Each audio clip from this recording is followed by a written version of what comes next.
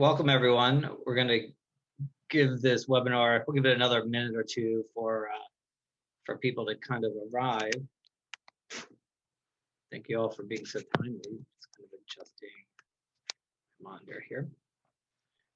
All right, well, why don't we get started? If you guys would, I know you guys are at home and probably doing some other things, but to make this talk a little bit more interactive, if you are able, if you turn your cameras on, and usually there is no problem with you guys during the course of the talk. If a question comes up or a comment, feel free to put it in the chat if you want, feel free to ask a question basically at any time. Happy to kind of pause the formal talk to answer the question in real time as it comes up. So just some introductions. My name is Sanjey Gupta. I'm an emergency physician in New York. I'm chair of the emergency department at South Shore University Hospital. That's part of Northwell Health. I'm a professor of emergency medicine at the Donald and Barbara Zucker School of Medicine. And the purpose of this talk is on faculty development. And it's about becoming a clinical or academic leader, and just some of the pearls and pitfalls to kind of think about and navigate in successfully transitioning to one of these roles. And disclosures, I really don't have much. I'm on the board of advisors for my undergraduate university, which is Loyola University, Maryland, but other than that, nothing to disclose. So when we talk about expertise, am I an expert on this topic? I have no idea, what an expert in this topic actually truly is. What I will give you is a little bit of my kind of path and leadership journey and timeline. So after I finished residency in 2004, I had an opportunity to start as faculty at a new residency program in Flushing, Queens. And back then it was New York Hospital Queens. Now it's known as New York Presbyterian Queens. Kind of unbeknownst to me at the time, I'm like, oh, this is great. This is like an Ivy League affiliated residency program. Everything's going to be outstanding. So of course, when I walk in, I realize, oh, it's a new residency program. Not really understanding what that meant. And what that meant was, in truth, a world of opportunity for kind of a motivated junior faculty. So I was able over the course of the years to actually gain a ton of experience in leadership, and in leadership in the different areas that were needed. One, not only with the residency program, but two, with the department itself. So as you kind of see this timeline, and I kind of walked in, my first leadership role was clerkship director. Okay, well, there had never been a clerkship before. Med student director, I had no idea what any of this really meant. So what did I have to do? I kind of had to go and do some really kind of dedicated and focused learning on my own, utilizing available resources at the time to try to develop this and grow this and learn how to navigate, with GME in the hospital, with the medical school a bit. And then an opportunity came on pretty quickly to become the assistant residency director. I had really no idea what that meant. So I'm like, oh, this sounds great. I'll be the assistant residency director. So at the same time, because we were a new program and we were looking toward our full accreditation, I became the acting research director. So I'd done 3 or 4 abstracts as a resident, so that somehow qualified me to be a research director, which, the role finally, we did hire a research director, and it transitioned into being a assistant residency director for research. I also at the time was part of the ultrasound faculty, not so much that I was that conversant in ultrasound, but to help them with research. So I became this assistant director for administration of the department, kind of a fancy title for basically the guy who makes the schedule. So sometimes leadership roles are dropped in your lap, whether you like it or not. I was on vacation, I came back, my colleagues were like, oh, that's great, you'll be making the schedule for us, you're making the schedule. I'm kind of like, I don't know what you guys are talking about. So apparently I had been voluntold to do this while I was away. And that kind of morphed into schedule and also payroll and PTO management, some other things. So, I don't want to kind of bore you with my history, but, this kind of morphed into, again, faculty development as I became more senior. My subspecialty kind of interest and expertise is in wilderness medicine. So, I kind of put together a kind of fledgling wilderness, tract and experience for residents. And, eventually this led to me becoming the assistant chairperson, uh, really in charge of a lot of the QA and PI processes.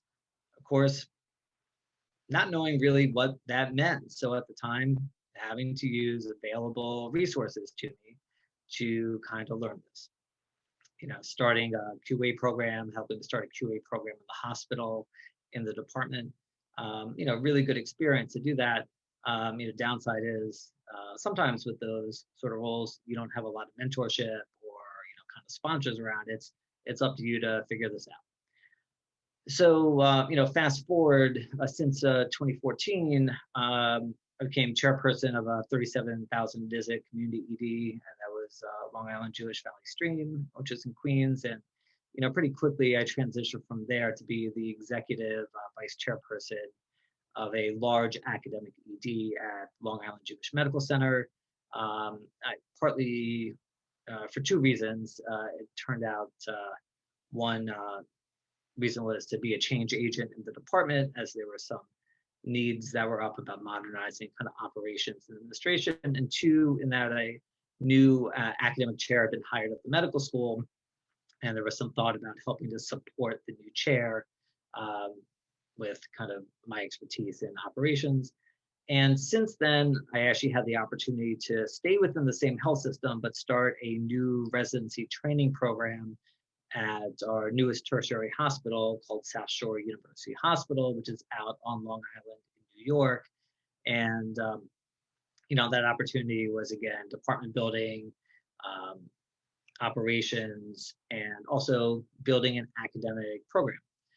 And during that time, I was able, with actually a lot of these experiences, to also navigate the academic waters as well, and kind of moving from assistant professor to full professor at the time. So, this is kind of my background. And, part of this talk is going to be not only evidence-based and, based on the available literature out there, but it's also going to be on some of my experiences and some of the experiences of my colleagues who I had contacted in preparing this talk.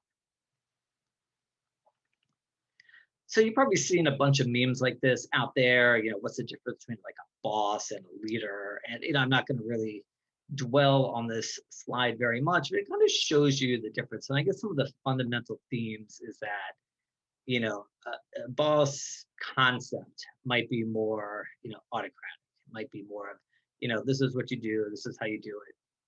Go, versus a leader who, is there to coach and grow, be part of the team in creating opportunities and positive changes. And, I think that's an important distinction and something to kind of keep in the back of your mind as we, kind of continue this talk. I think, again, we could spend all day looking at these memes, but I think, let's talk about some traits, kind of leadership. And I think this kind of ties into what we're talking about as, what we're talking about here is transitioning all of us from being, let's say, expert faculty, great attendings, into moving into some sort of leadership role, whether that is a leadership role in a residency, in an academic department, or in something more department level, like a vice chair position, associate chair, or a chair position, even beyond. So some of the traits that often come around and come up bubbling to the surface about a leader is about being kind of principled and ethical and purposeful and visionary, and someone who listens and makes decisions, who grows everybody around them. And I think this is an important thing to think about. So let's think about this. Why doctors need leadership training? So good medicine really involves leadership. Um, kind of historically, physicians have taken on leadership responsibilities, but generally we're never taught how to lead, or were they never really rewarded for good leadership. And the truth is, if you think about it, is are leadership skills ever really taught or reinforced across medical education? I think back to medical school or even residency. It's really not. Even think about our ACGME core competencies, right? We got patient care and medical knowledge, interpersonal and communication skills. And we have to be professional. We have to do practice-based learning and systems-based, but there's nothing about leadership in there. Whereas physicians, particularly emergency physicians, are expected and often take on leadership roles in the course of their day, working, taking care of patients, managing department. There's really no training in leadership. So, I'm just going to pause here at this slide. So, just thinking about that a little bit, I'm sure we've all seen examples of physicians who are in leadership roles who are really successful. And sometimes you have to think about what that means. How did those people get there? Was that accidental? Did they have something else inherent? Did they do something else on the side to help them with training? Because a lot of times that the steps that we take to be successful physicians in our practice it's not the same skill set that we need to be a successful leader. So we're going to talk about that a little bit more. So first of all, let's talk about who we are. So we're emergency physicians, right? That's who we are. But what does that really mean? So like I said, the basis of this talk, being an academic, I go back and I want to do a lit search. I want to do a lit search about, physician leadership, do a lit search about emergency physician leadership, characteristics of the emergency leader, characteristics of the physician leader, kind of so on and so forth. And guess what? There really is a paucity of a lot of really good literature out there. It's really a paucity of any literature out there. So I'm going to highlight a few papers that, I came across, but a lot of the content, kind of from here and forward is going to be a combination of, literature basis and, kind of experiential kind of basis. So who are we? So leadership research, like I mentioned, has historically focused on the qualities of people in formal leadership positions, but not on the processes of leadership themselves. If you think about this leader-centric approach, it really might not be helpful in healthcare.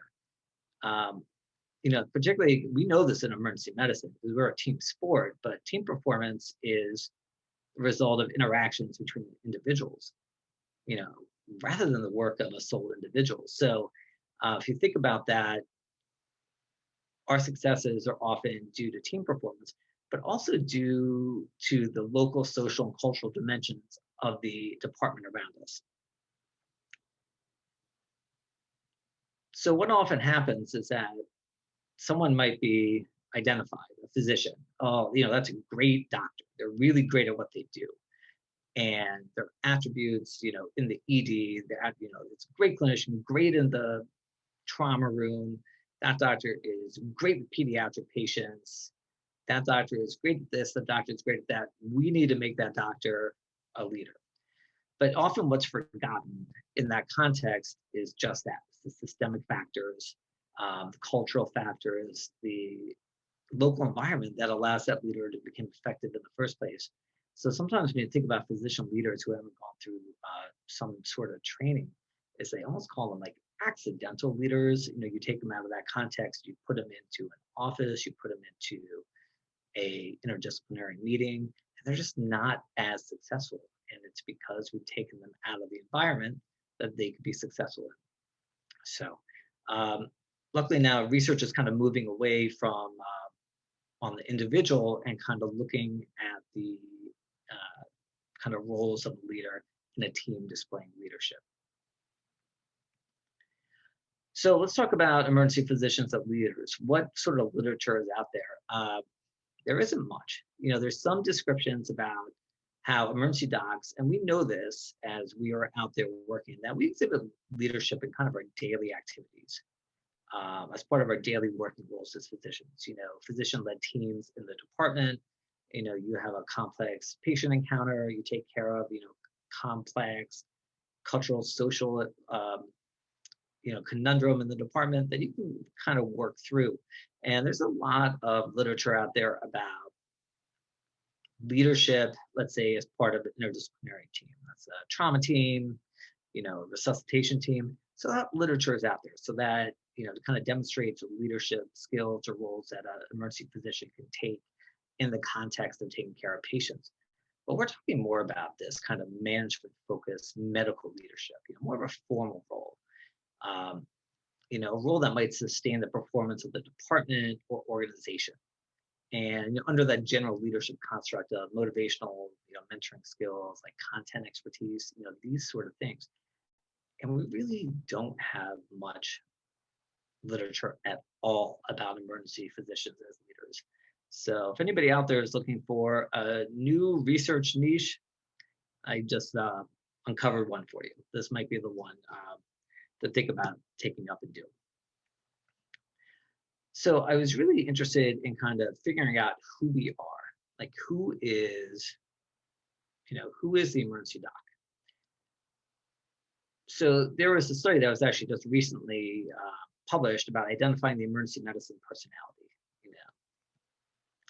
So it really kind of surveyed a lot of emergency medicine residents. So some of the findings, which probably are not that surprising, is that emergency residents are vigilant, team-oriented, flexible, pragmatic. They like hands-on, practical learning. They have a tendency to become risk-averse, which is important, right? You want them to be conservative. You want emergency docs, who are going to take care of patients well, and become stubborn when under duress. So, you can understand how that could be a positive thing, right? You're trying to admit a patient, you're getting pushback. You dig in your heels and you go, no, there's no way this patient is going home. So that's kind of a positive factor in terms of advocacy. And EM residents have a tendency to be less likely to be kind of arrogant or to be entitled. Might be on the nature of the work that we do in our environment. And this all allows us to work well in a team environment. But there was really no mention about leadership characteristics or skills of emergency residents in this. So I want you to keep this slide in the back of your mind as we continue to talk about who we are as emergency physicians, as trainees, when thinking about going into leadership. Because some of these things that are here are not always things that many of these are really positive aspects of for us to go into leadership, but not all of them. So let's talk a little bit about faculty and residency kind of leadership paths. So I can't even tell you how much I've heard this over the years, either in interviewing potential faculty candidates or faculty in my departments. It's kind of going, I love to teach, because I love to teach, I want to be a residency director, or I love to teach, so I want to be a clerkship director. So how do I get into those roles? Kind of like, this kind of fundamental enticement of, my faculty identity of a teacher somehow can parlay into leadership without anything else in there. And I want you to kind of think about these questions that I have up here. I'm going to come back to this in a few minutes, but, kind of the concepts that come up a lot with faculty and faculty leaders is kind of these concepts like, if I got to get protected time, if I get protected time, I'm going to work less. Am I going to I'll have a more regular schedule with a leadership role. I'm going to be a leader. It's going to be great. My friends and I, we're going to teach all these residents. It's going to be outstanding. But thoughts about mentorship come up, and then thoughts about, am I going to I'm going to go do this. I'm sure I'll have the resources to kind of, be successful and grow. These are things to keep in mind. So, and again, doing a little bit of literature search, there have been some assessments about faculty development. So this one is, probably going on, 10 years old or more, but an assessment of faculty development needs of junior clinical faculty in emergency medicine. It was a survey sent out basically to faculty at residency programs. And you can see by this slide, this is just like a carve out of one of the tables, but percentage of the respondents felt that this topic was important, and those who felt that these were not available at their sites. So we're focusing more on leadership and kind of administration here. So that's why I have circled the administrative portion. So business aspects of EM, managerial skills, technology, so half the people are more generally think that, these are important topics, mentoring, interpersonal skills, interviewing skills, leadership, important topics. But when you look, it's not universal that everyone has these available at their sites. So, what does that mean to a burgeoning leader? Like, they think these things are important, they don't have access. You got to think about in your position, in your role, are you going to have the ability to have some opportunity to learn these skills if it's not available to you in your department, in your hospital, in your medical school, in your health system? So this was a more recent study. This was Canadian. Again, very much same thing. Faculty development needs assessment in emergency medicine, and what experience that many of the faculty have currently. Many of them have been committee members, but very few of them have done quality assurance or administration or some sort of program director, department head.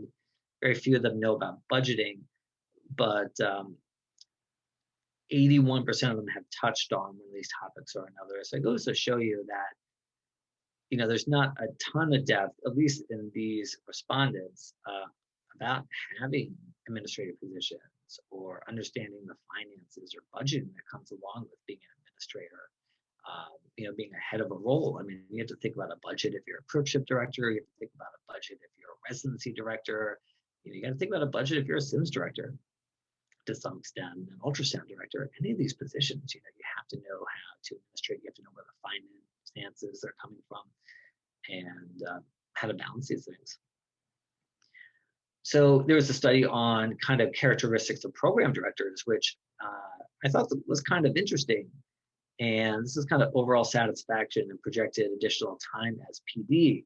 And, it might be just my interpretation, but I thought this was very interesting. So have you previously served as an assistant or associate PD? So yes or no. And the column with yes, their expectation for serving the PD role was actually longer than that of people who had no prior experience.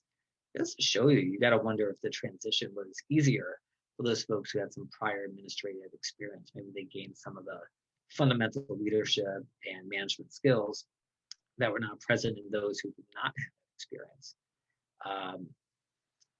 The duration of times expected in the PD position for those who were mentored by the prior PD was much longer than those who had not been mentored. So, lack of mentoring made an immense effect on kind of projected career duration.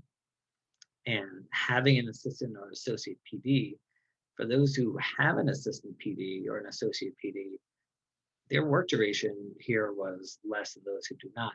Not sure how to interpret that, but maybe it's that there's someone to pass the reins off to, so you can spend the time doing that mentoring to pass the reins on. And without having one, maybe it was that you don't feel like you have any options.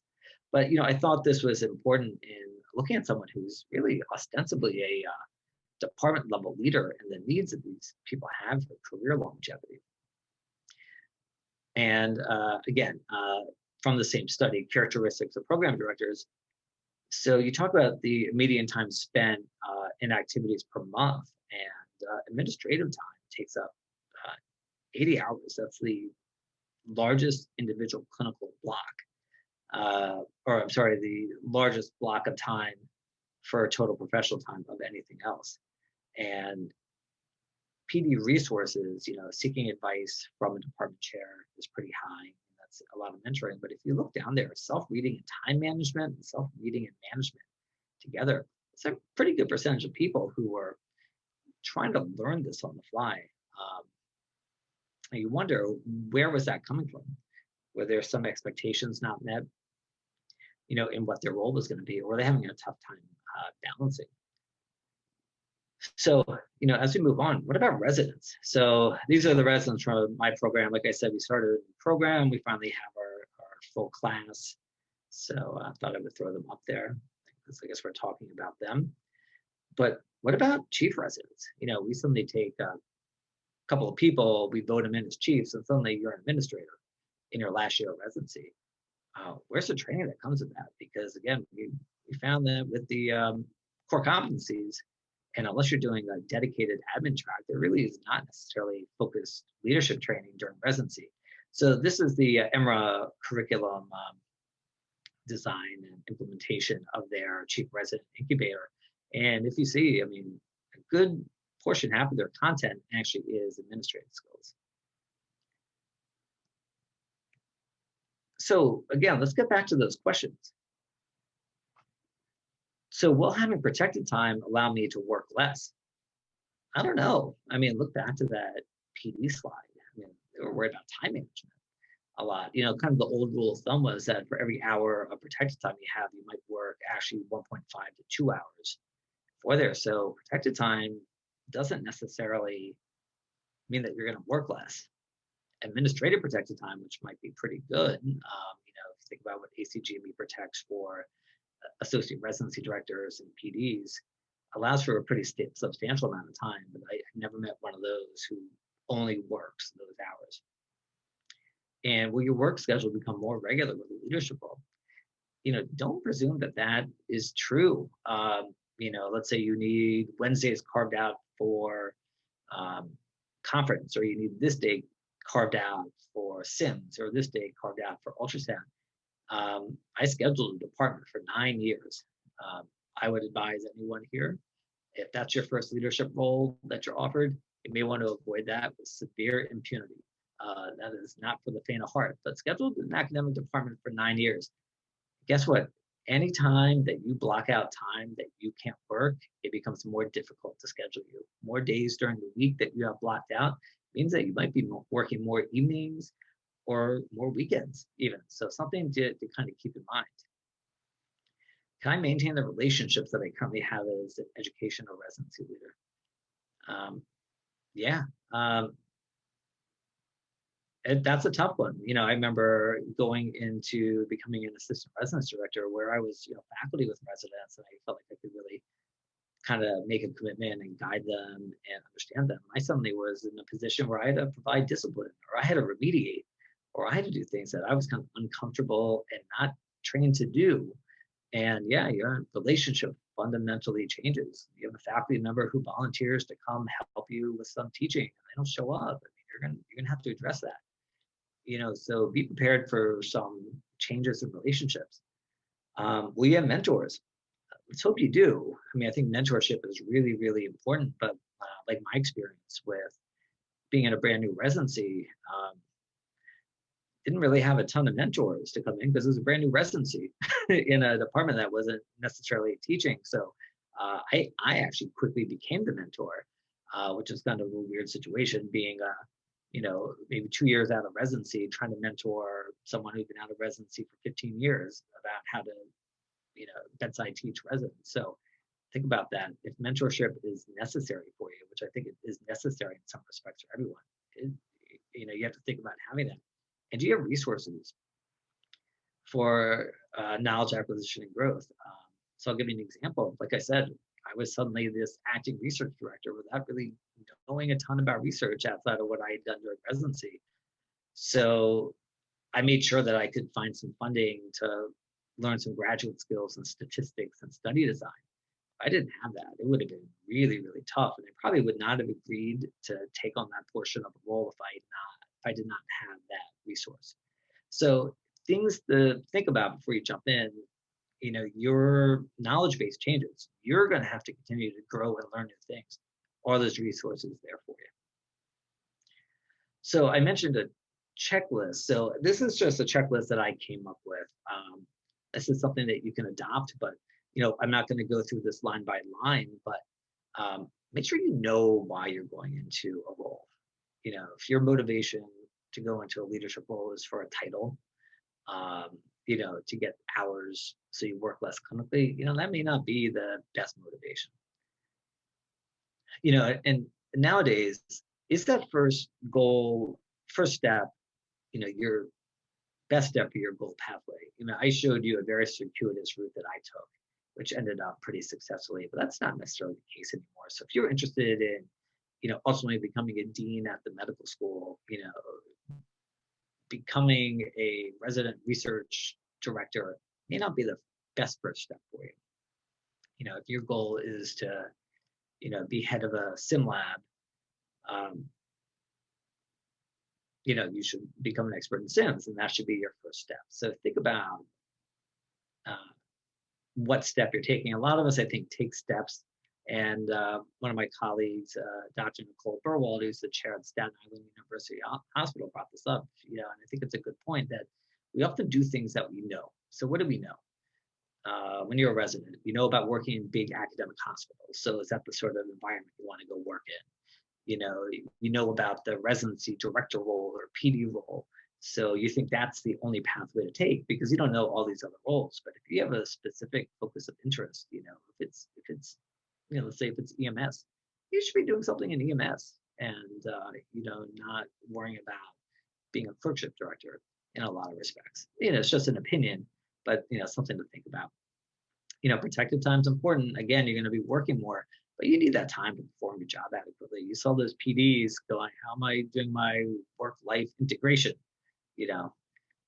Mentorship, dedicated leadership training and education. Are you going to have some ability to learn the things that you know? Do you have faculty development at the med school? Do you have faculty development at your hospital? Do you have a pathway to learn the skills, outside? I don't know. Understand that your relationship will change with people, and your situation is going to change too. Depending on the department needs, if volumes are down. We just experienced all this with COVID. If volumes are down, you might be working less hours. If volumes are down, you may not need to be working in the role that you're working in for the time being until volumes come back up. So you have to be able to be flexible and understand that things will change over time, whether you kind of like it or not. So let's talk about department leadership roles, or even larger. One thing that's currently happening with emergency physicians, I think some of our expertise, and understanding that we are generally, great clinicians who can do a lot of parallel processing successfully, and the fact that we understand a lot of the needs of patients, the hospital, and of other departments, I think is kind of being recognized. So a lot of ED positions are starting to be targeted for other roles in hospitals or health systems. So let's think about physicians. We've historically been trained in this kind of command and control environment, kind of this like lone hero. I'm a doctor. Trained to be individual performers and not necessarily highlight their ability to kind of be organizationally competent. And we have to move away from that. But how do we do that? And so the question comes up of what characteristics make a physician leader. So again, I was looking for literature about, emergency physicians in this. There's a paucity out there. So this is kind of an amalgam of some other, opinion pieces and some other literature. But, this is from the American Association of Physician Leaders. This is what they think characteristics of a physician leader are, kind of being ethical and adaptable, visionary, introspective, vigilant, tactical, knowledgeable. These are all great skills. And these are all things that, we should, have as part of us as people. But a lot of this comes with, kind of training and understanding who we are and how to get there. So I'm part of Northwell Health over in New York, and as part of their physician leadership kind of institute, this is what they think the characteristics of a physician leader are. Someone who's collaborative and cooperative and has great listening skills and communication skills and self-confidence, but has humility at the same time. Someone who's going to mentor, someone who values, kind of life and not just spending all of our waking hours working, and someone who's visionary. These are kind of themes that keep coming up over and over again. But let's talk about how do we get there and what do we really need as a leader. So let's talk about credibility. I think credibility is a theme that comes up a lot. And speaking to some of my colleagues today, Dr. Vinay Sharma, who is the chair at NYP Queens, where I used to work, Dr. William Afterback, who's the chair at LIJ Valley Stream, and again, Dr. Nicole Burwell. Credibility is huge. So what does it mean to be credible? So to be a physician leader, you have to be credible, and not only for your department, for the rest of the hospital. That might mean being a good clinician, but it might mean other things. It means that you should be probably pretty conversant in one or two areas where, or more, I don't have to limit you to one or two, where people can really look at you as an expert or someone who knows how to handle things. And that credibility, carries you really far.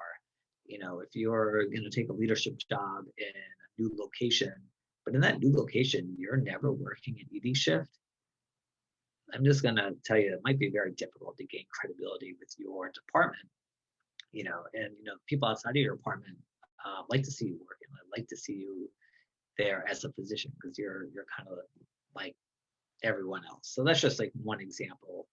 Interpersonal literacy is really important. I mean, this is becoming more and more important as we talk about concepts of EQ. We all have high IQs. We made it through medical school and residency, but EQ is really important. Our ability to be empathetic, our ability to stand in somebody else's shoes, our ability to kind of negotiate, where I can be satisfied and the other party can be satisfied, even if we have to meet in the middle a bit, our ability to kind of engage others. That's probably, I would argue, probably the most important skill. So you might have to go through some really big training to understand where your blind spots are, where you excel, where you need to work. But that interpersonal literacy, if you don't have that, it's going to be impossible to be a really good leader. Conversant in business practices.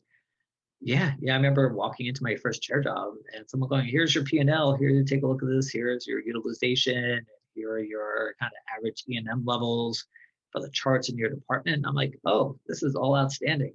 And I had to really make a concerted effort to learn what all that meant. In the meantime, I've obtained an MBA, which has certainly made things a lot easier. But you have to be conversant because you don't ever want to be taken advantage of, and you want to be able to also advocate for your department well when it comes to budgeting. So practical leadership competencies, the things that we don't think about. Do you know how to discipline someone? Do you know how to bring in HR? Do you know how do I say this? Do you know how to let somebody go? Do you know how to hire somebody? Do you know how to interview? And, these are all big things. Do you know how to be a project? Do you know how to conduct project management? These are all big things that are going to be part of your leadership job as a department lead or a vice chair or something similar. Now, let's talk about wellness. I'm not talking about mindfulness. I'm not talking about anything like that. I'm talking about, your attention to making the environment better in your department, such that wants to be that's a place where you want to practice emergency medicine and you want other people to practice emergency medicine. So that wellness trickles down as attention to your staff. And that's really a big focus of what you're going to do, is making a working environment that people want to come to and to be successful in. So I think, I came up with this list of explicit skills for physician leadership. I'm definitely not going to go through all this, but these are things that any good leader in emergency medicine does on any given day. Maybe not everything, but over the course of a year, you're going to be touching on these things. And if you look, these are not things that you are learning in residency, right? You're not learning how to develop talent. You're not learning how to oversee budgets. You are not actually even learning how to address errors necessarily. I mean, I guess you do with some PI as residency, but do you know how to do data analytics of department level data that comes to you? I don't know. So these are all things that either you have to learn on your own and or learn in a more formal fashion. But think about this. This is the skill set of a leader. It's not being that person who during a shift, you manage to, clear the waiting room. This is something completely different. So this is a leadership kind of training needs assessment done in an international conference, in a survey format. May not be fully applicable to, us in the United States. But if you think about it, this is who this group of the International Federation for Emergency Medicine Administrative Leadership thinks should be an administrative leadership curriculum. Some of it's actually very good, but it's looking to see, really ascertain what these folks have in their hospitals or their departments for their growth. Is there a training program for professional organization? Less than a third have this. The ability to do a 360-degree assessment to see your blind spots, to see what you're good at, to see where you can grow, especially in EQ. Only a quarter. Negotiating skills and practice. I mean, we fight a lot in emergency medicine to get things done for our patients. We advocate. Those skills that we use, those aren't the negotiating skills that you need to get more resources for your department. And it's really, people don't have the training. Financial analysis, only 15%. You think about it, that's not really part of residency or med school curriculum at all. Quality improvement, people have experience. And I think, we're all involved with, quality and process improvement to some extent. It might be more based on our cases. Training programs for physician leadership, kind of media training. So a bunch of these things, emotional intelligence, pain management, change management, really not a ton of training. But these are all things that you do need training in. So when you think about considerations of becoming an ED leader, you may want to think about some of these questions. And if you have a lot of these areas where you can't answer yes to, you may have to reconsider, is becoming a department leader the path for you? First of all, is this the right path? Is this what you want to do? If you want to be a med school dean, do you have to be a department leader? Yeah, you might have to. Or do you focus on being an expert in education? I don't know. Are you willing to be kind of on stage at all times to drive culture? Trust me, the days that you have a grumpy encounter, the days that you have an encounter that seems off-putting, is the encounter that keeps being brought up to you years later. This has happened to me, and I'm sure the other chairs on the call, this has happened to them. Are you willing to work as a dyad? I mean, we can't make changes in any department without working with our nursing leadership, or even our ACP, EMS, and our department leadership. Kind of I stand alone, I'm going to clear the waiting room, I'm going to get this done no matter what. I'm going to jump in and help. I'm this individual that the factors that might make you like a really good ED doc don't necessarily translate to leadership. You can actually be harmful with those skills. The department's starting to fall apart a little bit. You jump in, you're going to help clear house as a leader. The people who are working for you might take some umbrage of that. They don't necessarily get the experience to kind of see where they fail and learn from that if you're constantly saving them. So if you think about how that changes when you're a leader, it's just different. Are you flexible? One of the things that I see a lot in junior faculty, they come to me with a problem they encounter. Can we write a policy about this, about one specific thing? And you realize that you can't write policies, and you can't necessarily write processes that are very specific, because the ED is so mutable. Any different day, it's variable. So are you going to be flexible enough to know that there are different ways to get to an endpoint as long as quality and output are not compromised? Some people can't do that. Are you always going to be willing to communicate and engage? You can't really ghost people when you're a leader. Flexibility. And I think this is the biggest thing that came up. So my cell phone has not been off since January 2nd, 2014. At any time, it's always on. I've been on duty since January 2nd, 2014. And I'm not exaggerating. You talk to any good ED leader, they're available 24/7. We kind of relish it. We don't mind it. And I'll give you an example. It was Friday night at 10 p.m. and I had my CMO call me to see if we could give MAB in the ED, on Saturday morning, because we had a hurricane coming. I mean, this is the thing. It's Friday night at 10 p.m. You'd think hopefully, you could be you know, enjoying yourself, but know that you might get a call like that. Are you comfortable being a change agent? Being a change agent might be that you have to change personnel. Are you willing to discipline or fire a peer, someone that you may have known prior? It's difficult. Uh, are you willing to influence people at all times? Because if you leadership by autocracy, leadership by demands is kind of the weakest form of leadership. So what you're going to have to do is kind of spend a lot of time influencing people to get where you need to be. And if you don't have that skill set or interest, it's going to be tough. And again, your fundamental relationships change. I never get invited out when the attendings are out.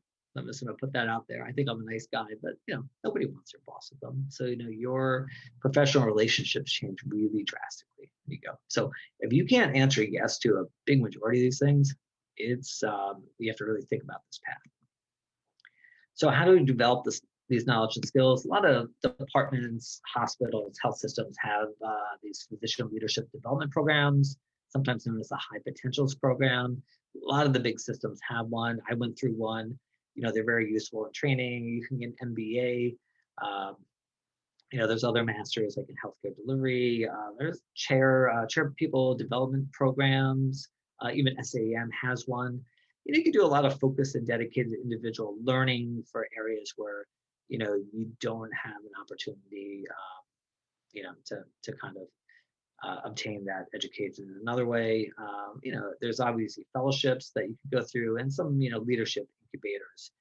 So this is a paper from the chair development program in SAM, and this is surveying kind of highly useful topics. So if you look at number one, department finances, kind of management, budgeting is number one, negotiations, mission and vision. These are all really high, and they kind of lower operations and human resources and kind of wellness programs. These are all targeted, really administrative things for department chairs who are supposed to be academic as well. So again, I think one of the most important things, we're going to get to the end here very shortly, is but you really got to know yourself. I think in order to be an effective leader, the most important thing is to know yourself, to be able to understand where other people are coming from, and to be empathetic. And I think that really drives good relationships and good teams. So things to think about doing, if you might be able to get, you'll probably get these kind of indicators if you're an MBA program or a high potentials program. But if not, you could do this on your own. Do a Myers-Briggs personality index, emotional intelligence, conflicts models. So just to get know yourself better. And 360 feedback is always excellent for kind of identifying your blind spots, or where your identified strengths and weaknesses may not be the same strengths and weaknesses identified by your peers. And development programs again aim to strengthen the physician's competencies. A lot of them are technical. A lot of them allow for personal growth. So something that is available to you. It's something to really think about going into.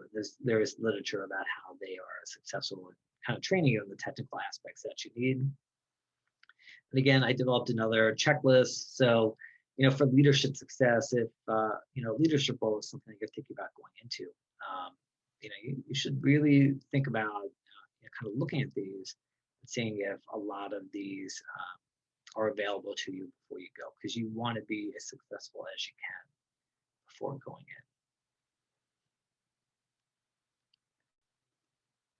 in. All right, now what's our future? Our future is pretty bright.